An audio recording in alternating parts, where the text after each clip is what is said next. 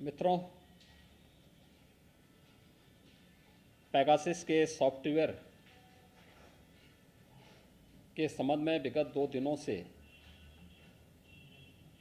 विपक्षी दलों के द्वारा देश के अंदर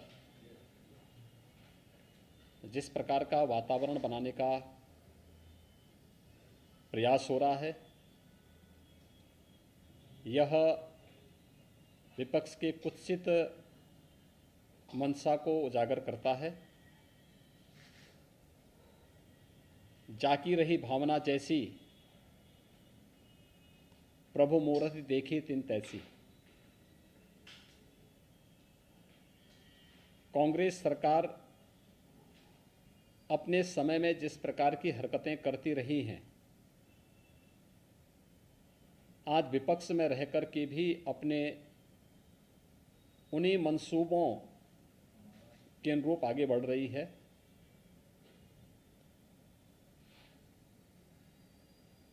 कोरोना कालखंड के दौरान देश के अंदर जिस प्रकार का दूषित वातावरण पैदा करने का प्रयास विपक्ष ने किया और एक नकारात्मक राजनीति की, लोगों को संबल देने की बजाय जिस तरीके की अराजकता का वातावरण पैदा करने का कुत्सित प्रयास कांग्रेस और विपक्षी दलों के नेताओं ने सेकेंड वेव के दौरान किया था, दुर्भाग्य से जब एक साहसिक निर्णय देश के संसद सत्र को लेकर के किया जाता है और संसद सत्र प्रारंभ होने के ठीक एक दिन पहले इस प्रकार की एक सनसनीखेज चीजों को परोस करके समाज में एक विषाक्त वातावरण पैदा करने का जो कुत्सित प्रयास हो रहा है, राजनीति के घटते हुए गिरते हुए स्तर को प्रदर्शित करता है। विपक्ष पूरी तरह नकारात्मक भूमिका में के साथ में है और उन अंतर्राष्ट्रीय साजिशों का शिकार जाने अनजाने में हो रहा है, जो अंतर्राष्ट्रीय साजिश किसी न किसी रूप में भारत को अस्थिर करना चाहते हैं, भारत को किसी न किसी रूप में अस्त व्यस्त करना चाहते हैं। ये कोई पहली घटना नहीं है। याद करिए,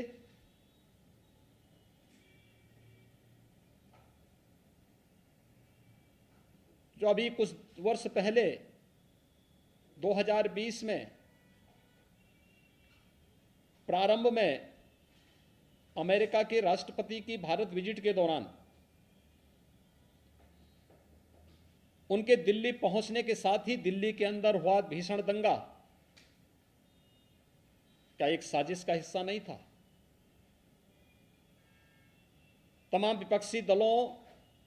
के लोगों की संलिप्तता उस दंगे के साथ जोड़ करके नहीं देखी गई थी।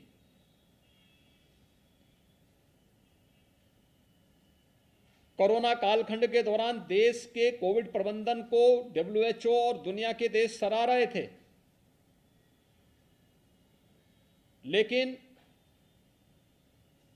भारत के अंदर विपक्ष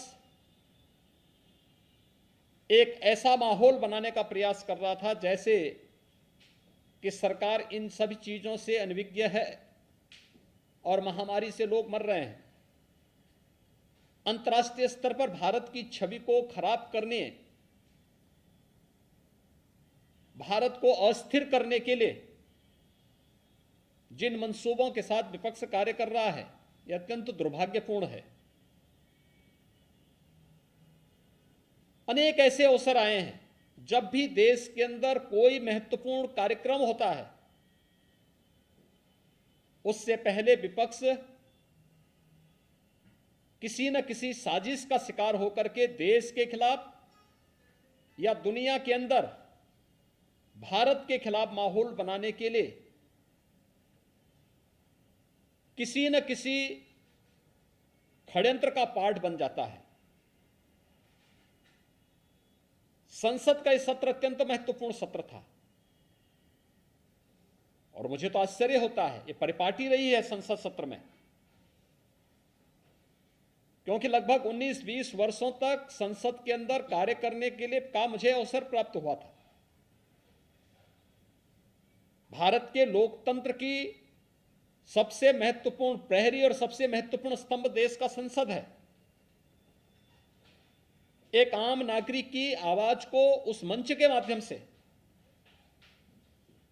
हम देश के सामने रखते हैं और संसद की परिपाटी रही है कि मंत्रिमंडल के गठन पुनर्गठन के साथ माननीय प्रधानमंत्री के द्वारा नए मंत्रियों का परिचय संसद से कराया जाता है, संसद सदस्यों से कराया जाता है।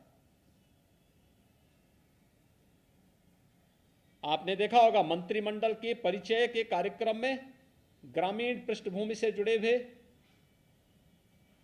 अनुसूचित जाति, जनजाति, पिछड़ी जाति और उन तबकों से जुड़े हुए मंत्री काफी बड़े पैमाने पर बने हैं, जिन्होंने देश की आजादी के बाद कभी भी नेतृत्व नहीं देखा था। आज जब उस तबके को नेतृत्व दिया गया, उन्हें आगे बढ़ने के लिए एक अवसर प्रधानमंत्री जी ने दिया और उन सभी माननीय मंत्रियों के परिचय संसद सत्र प्रारंभ होने के साथ ही संसद के अंदर होता। विपक्ष कोई रास नहीं आया। संसद एक मंच होता है अपनी बात को रखने का, लेकिन शोरगुल का शिकार हम संसद को बना लें, ये लोकतंत्र का गला घोंटने जैसा है। ये लोकतंत्र के साथ खिलवाड़ है और ये लगातार विपक्ष कर रहा है। आपने देखा होगा किसान आंदोलन के नाम पर किस तरीके से देश के खिलाफ साजिशें रची जाती हैं, कैसे किसान को समुदाय में मत और मजहब के साथ जोड़ करके देख करके उनके माध्यम से भड़काऊ और देश विरोधी कृत्यों को आगे बढ़ाने की छूट दी जाती है। विपक्ष उनके साथ खड़ा होता हुआ दिखाई देता है। ये नकारात्मक राजनीति से न देश का कल्याण होने वाला है और न विपक्ष का ही और न जनता जनार्दन का ही। इस प्रकार की नकारात्मक राजनीति देश के अंदर वातावरण को विषाक्त जरूर करेगी, भारत की छवि को अंतर्राष्ट्रीय स्तर पर खराब भी जरूर करेगी। कोरोना कालखंड के अंदर विपक्ष के इस नकारात्मक रवैये के कारण भारत की छवि पहले काफी आहत हुई, लेकिन अपनी नकारात्मकता से विपक्ष आज भी बाज नहीं आ रहा है। तथ्यहीन झूठे आरोप लगा लगा करके देश के एक यशस्वी नेतृत्व को बदनाम करना, भारत की छवि को, अपने देश की छवि को लगातार निरंतर धूमिल करना, ये विपक्ष के एजेंडे का हिस्सा बन चुका है। उनकी कुत्सित मंशाएं कभी पूरी नहीं होंगी। जनता जनार्दन समय आने पर उन्हें फिर से जवाब देगा, वैसे ही जवाब देगा जैसे 2019 के लोकसभा चुनाव के ठीक पहले राष्ट्रीय सुरक्षा से जुड़े हुए अहम मुद्दों पर, राफेल जैसे मुद्दों को ला करके उस समय विपक्ष ने देश का वातावरण खराब करने का प्रयास किया था। बाद में उनको मुंह की खानी पड़ी थी, न्यायालय में भी और जनता जनार्दन की अदालत में भी। इस बार फिर से संसद सत्र के इस महत्वपूर्ण मुद्दे पर, जहां पर गांव के लिए, गरीब के लिए, किसान के लिए, नौजवान के लिए, महिलाओं के लिए, समाज के विभिन्न तबकों के लिए चर्चा होती, कोरोना महामारी को लेकर के चर्चा होती, वैक्सीनेशन की ड्राइव को कैसे हम समयबद्ध ढंग से आगे बढ़ा करके देश के अंदर पूरा करें, इसको लेकर के इस सदी की इस महामारी से निपटने में सामूहिकता का क्या प्रभाव हो सकता है, इन सब मुद्दों पर जहां एक सार्थक चर्चा का मंच संसद होता, चर्चा का मंच न बना करके शोरगुल और केवल आरोप प्रत्यारोप के साथ ही तथ्यहीन और झूठे आरोप, मनगढ़ंत आरोप लगा करके देश की छवि को भी धूमिल करने का जो कुत्सित प्रयास हो रहा है, ये कभी मंशाएं विपक्ष की पूरी नहीं होंगी। इस प्रकार के मनगढ़ंत और तथ्यहीन आरोपों को एक सिरे से खारिज किया जाना चाहिए। देश की जनता मांग कर रही है कि विपक्ष कोरोना कालखंड में जो एक विषाक्त वातावरण विपक्ष ने बनाया था देश के अंदर, दुनिया के अंदर देश की छवि को खराब करने का कुत्सित कार्य किया था, उसको लेकर के भी और संसद सत्र की कार्रवाई को निर्बाध और निर्विघ्न संपन्न करवाने में योगदान देने की बजाय अपनी इस नकारात्मकता के कारण जनपक्ष से जुड़े हुए, जनता से जुड़े हुए ज्वलंत मुद्दों को संसद में न उठने देना, ये आम नागरिक के जीवन के साथ खिलवाड़ है। विपक्ष को इस बात के लिए जनता जनार्दन से और देश से माफी मांगनी चाहिए। ये अंतर्राष्ट्रीय